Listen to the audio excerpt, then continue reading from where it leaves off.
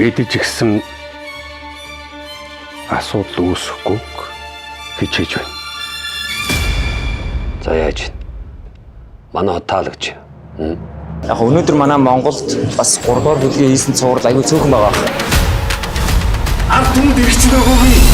Энэ бол бидний хувьд өөрсдөө амжилт Уулын зархадаад алж чаддаг үзэн яддаг хүмүүс байдаг үстэй. илүү их өндөр хүлээлтийг тавьж байгаа учраас илүү их хариуцлагатай, илүү их няхуур, илүү их төлөвлөж Энд яах ч юм бэ?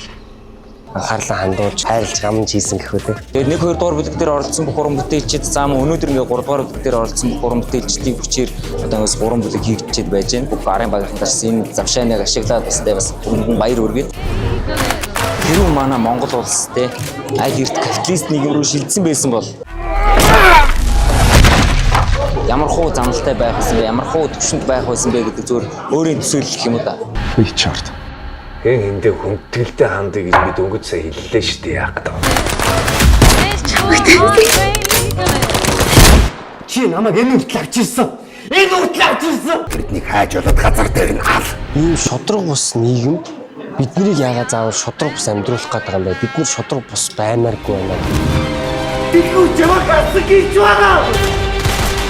Багцлцсан юм дотор заавал биднийг хар болгох гэдэг чинь дотор нь оруулаад Эрдэс хотод метро баригдана гэж 40 жил болсон. метротой болчоосоо гэдэг зүйлийг бид нар уран сайхны аргаар энэ Эрдэс хотод бий болгож байгаа байхгүй юу? Метро барих хөрөнгө төсвийг цаашаа улс төрийн хотын нээж казиноороо оруулсан гэж мэдээлэл. Яг гэсэн сарлыг анх чи гаргасан байхаа. Гэхдээ яг хүн болгон өөрөө өөрсдийнхөө онцгойр харах бах.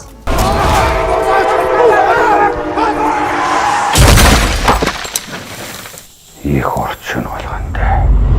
Тэгэхээр ингээ.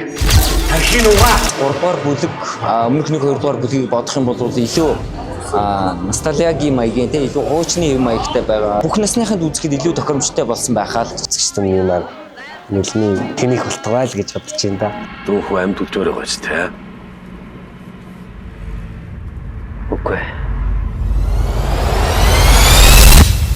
Одоо л танаа хот харин таалагдаж эхэлж байна шүү.